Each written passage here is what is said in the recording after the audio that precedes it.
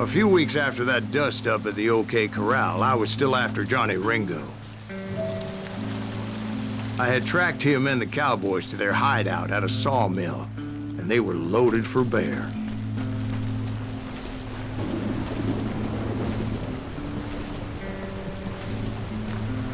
Somebody's coming!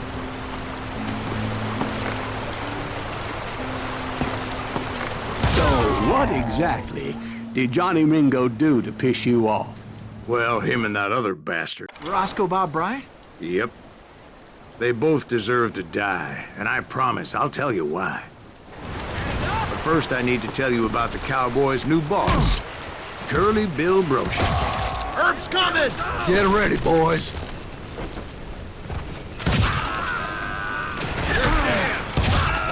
Curly Bill took charge of the Cowboys upon the old man's demise. And after that gunfight at the OK Corral, the Clantons wanted revenge.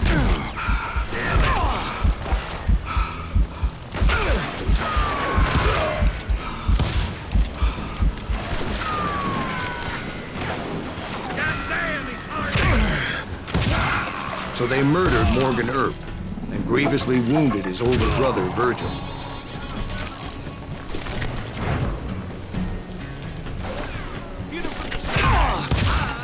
Wyatt and Doc went on what became known as the Vendetta Ride, hunting those outlaws down.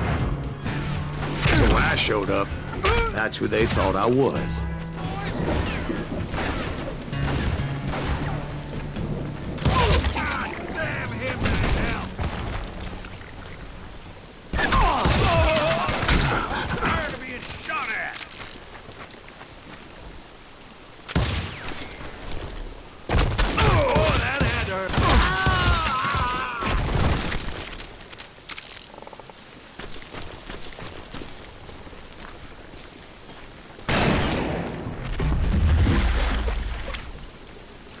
There were killers around every corner, all wearing red bandanas.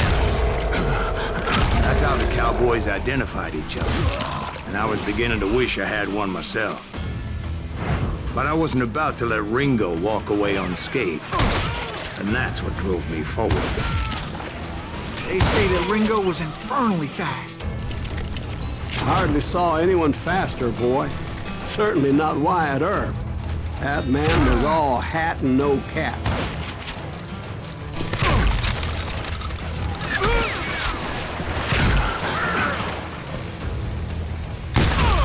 Earp wasn't much of a match for him, but Doc Holliday might have taken him. That Lunger should have kept his nose out of it. They never charged anyone for the murder of Morgan Earp. But everybody knew that Curly shot him in the back. That was common knowledge. Yeah, maybe so. But Ringo had nothing to do with it. He was just being loyal to a friend. Is that what you call it? Being loyal? Excuse me, sir. I have a question. What's that, Dwight? After old man Clanton died, why didn't his son take over the Cowboys? Because Ike Clanton was dumber than a box of rocks and a yellow belly to boot.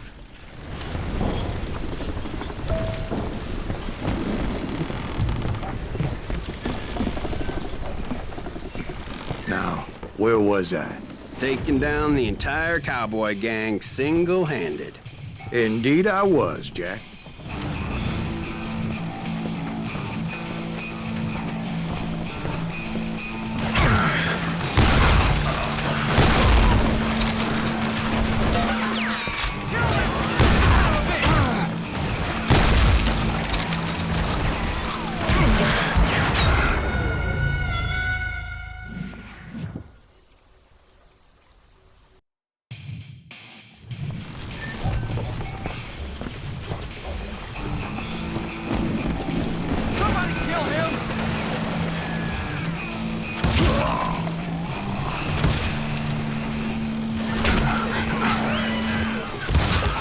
Though it wasn't easy, as those boys had good cover.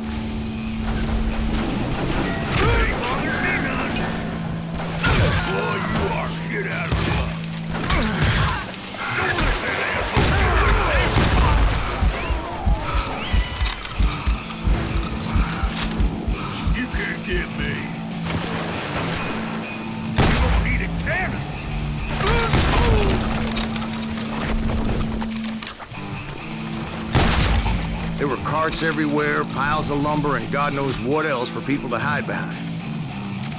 That really was one hell of a sawmill. Quite an impressive operation.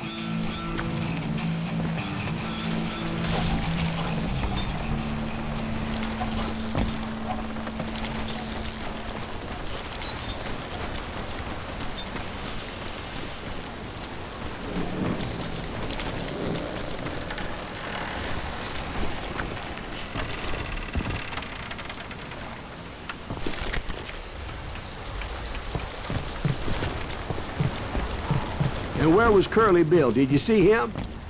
I'm about to get to that, Ben. Patience. I'm painting a picture here. There was this beautiful waterfall and a crystal clear stream that led to a verdant valley that was truly...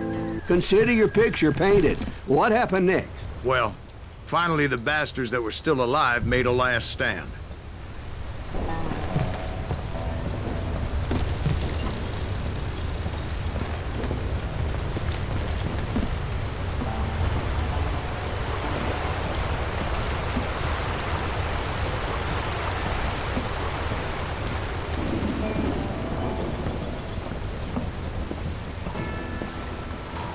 Curly Bill, Johnny Ringo, and his compadres took off into the lumber yard, and I followed after.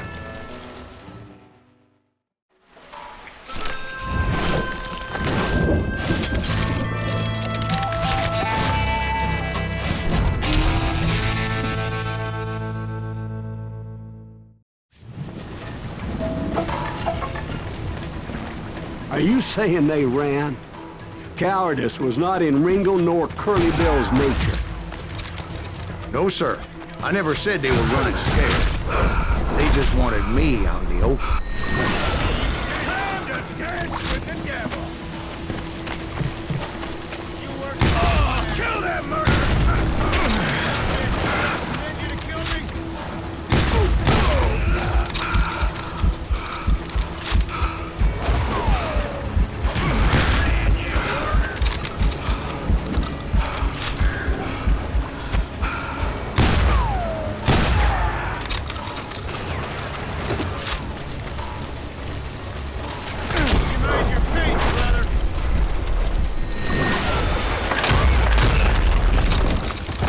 Just gave me no choice but to take his life. But Ringo was nowhere to be found. I knew you didn't kill Ringo, because he was found dead in a different location altogether. To this day, his killer is still unknown. Indeed. Took me a few months before I finally tracked his ass to West Turkey Creek Canyon.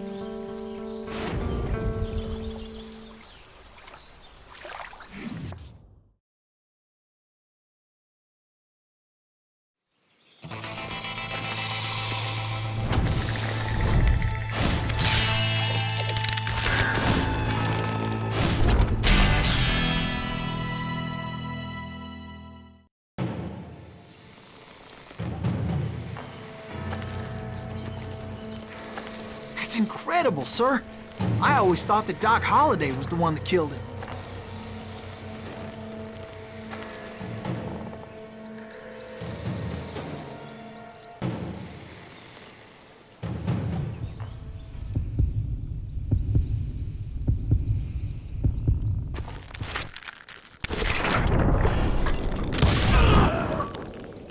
Sorry I had to ruin the legend for you, boy. But the legend ain't always true. Doc Holliday had nothing to do with the death of Johnny Ringo.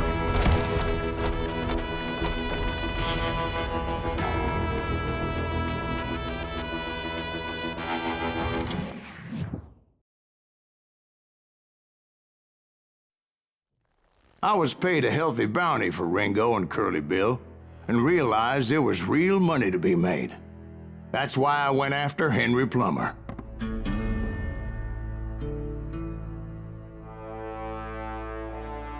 Now, wasn't he the sheriff who augmented his income by shaking down miners and robbing gold shipments? That's the one.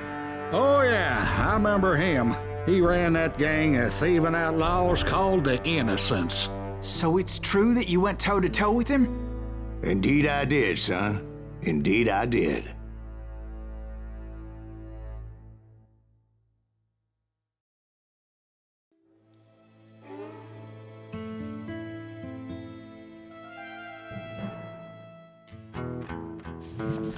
I knew I needed resources if I was going to track down Roscoe Bob Bryant, and hunting Plummer looked like a good way to get rich quick.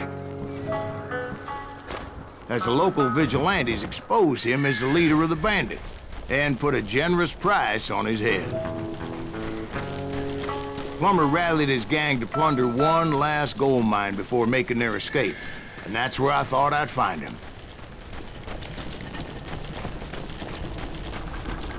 It makes me nervous standing so close to all these goddamn barrels of gunpowder. Why would you be nervous? No one has the cojones to come after us. As long as you don't light up a cigar, we're fine. Besides, George is up there on the rocks with that rifle of his. Nothing gets past him.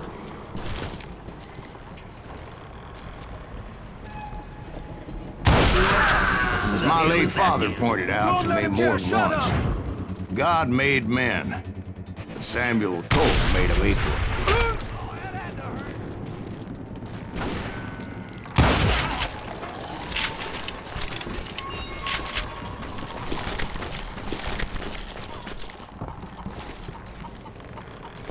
I knew that dynamite wasn't mine, so I decided the polite thing would be to return it.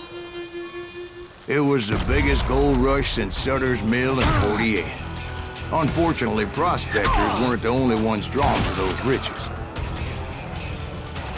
There were thieves and killers, robbing travelers and hijacking gold shipments. Like those that ran with Plummer. Some were just regular folks I knew from town, drawn by greed and easy pickings. Charlie Crow, the blacksmith. Put that moron out of his misery. James, who worked in the stable. Sam and Jeremiah Barber, the butcher's sons. Ordinary citizens who lived a double life.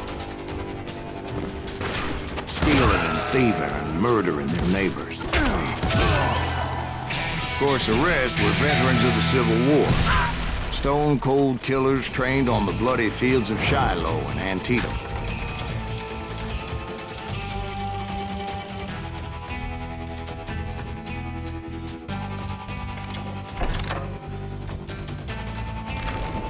Plummer had a lot of men on his payroll. A hell of a lot. That son of a bitch pretended to protect the public with one hand while stealing them blind with the other.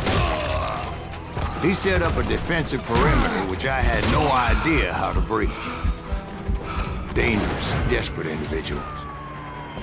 I was outnumbered and in way over my head, but I was too damn stubborn and stupid to realize it. They must have thought I was touched. I thought I was some kind of hero.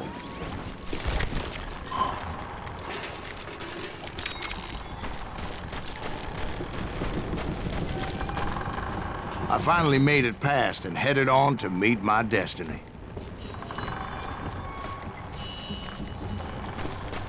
But first, I had something I needed to figure out.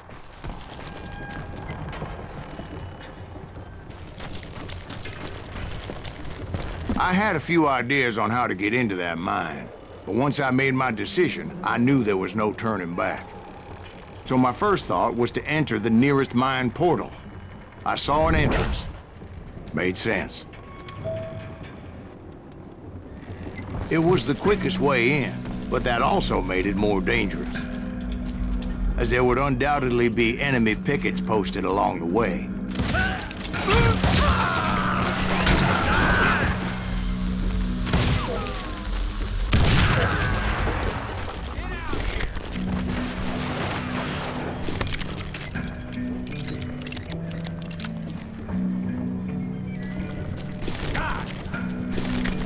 Besides, once you enter a mine like that, it's easy to get all turned around. Some of those shafts could be as deep as hell.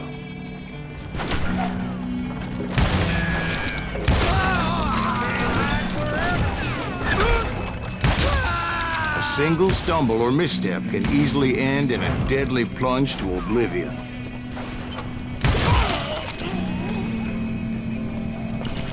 I got this!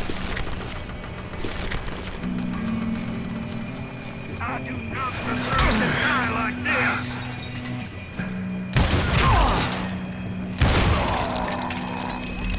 Quick reflexes often make up for a lack of common sense. Luckily, I was never one to be easily bushwhacked. I would just need to be careful not to blow myself to kingdom come. With all that gunpowder and dynamite everywhere, Bobby has to know what he's shooting at. All it takes is one tiny spark, and boom. There he is! You must have run out of bullets! As a boy, I always loved the 4th of July. Surprise! God damn you!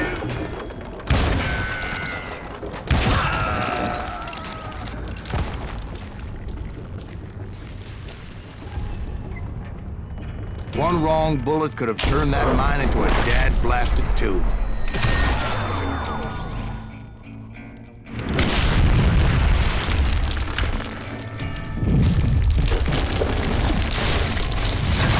I freely admit that my plan of attack was not just moronic, but clearly insane.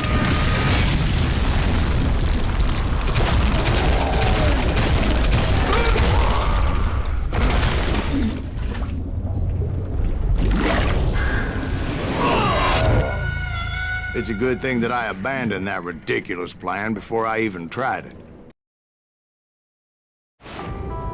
Instead, I spotted a ladder, a way into the mine from the opposite side.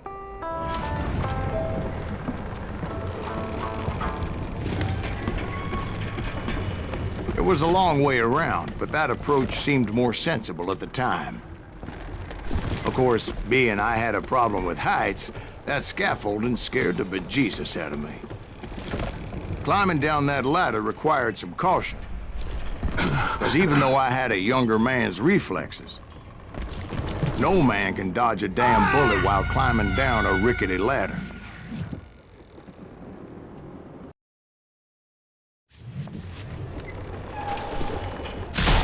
I was determined not to give up, however. As Sheriff Plummer seemed quite the despicable character. When the vigilantes discovered what the sheriff was up to, people were outraged. That 10,000 they put on his head would go a long way to helping me find old Bob. And I had made it my mission to settle that score come hell or high water.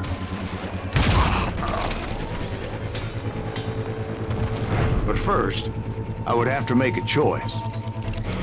Take the elevator or climb the ladder.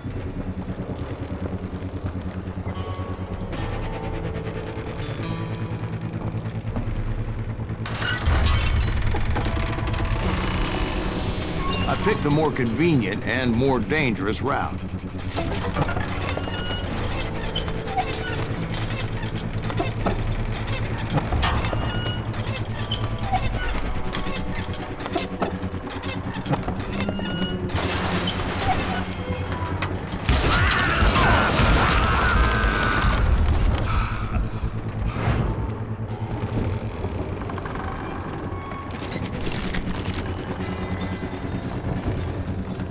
Plummer was a mad dog killer, and the people of Nevada City deserved better. Nevada City? Well, I thought Plummer met his maker in Bannock, Montana. Right, well, he was the sheriff of both places at one time or another, but that's neither here nor there. The point was, taking him down would save a lot of lives, including my own.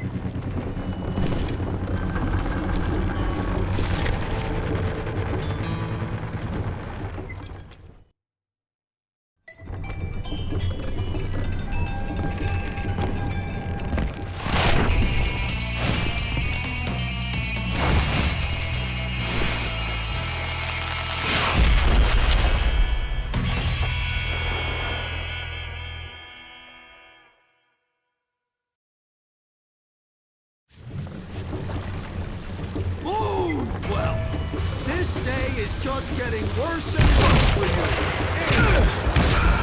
Henry Plummer was clearly unhinged, and I could see right away that this was gonna take some doing.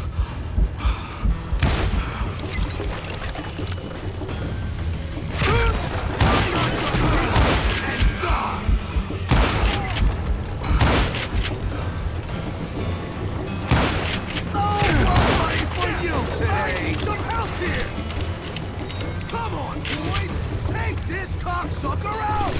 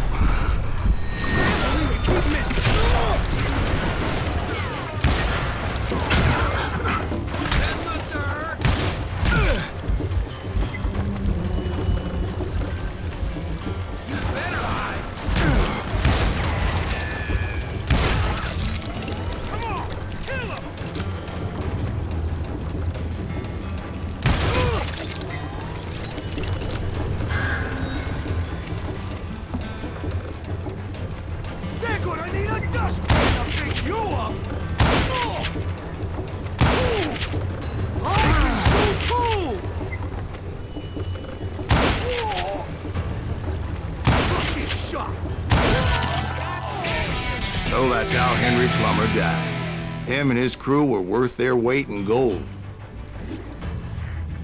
And now, I was officially a bounty hunter.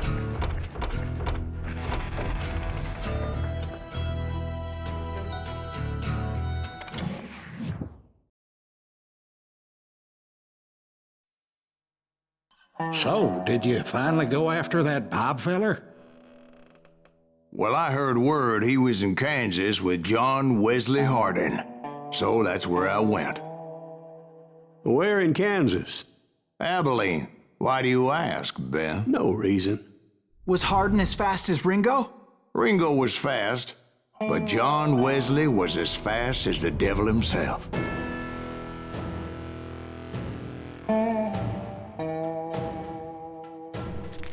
Hell, he killed his first man at 15. From that day forward, he had a price on his head and wouldn't back down for nobody, not even Wild Bill Hickok himself.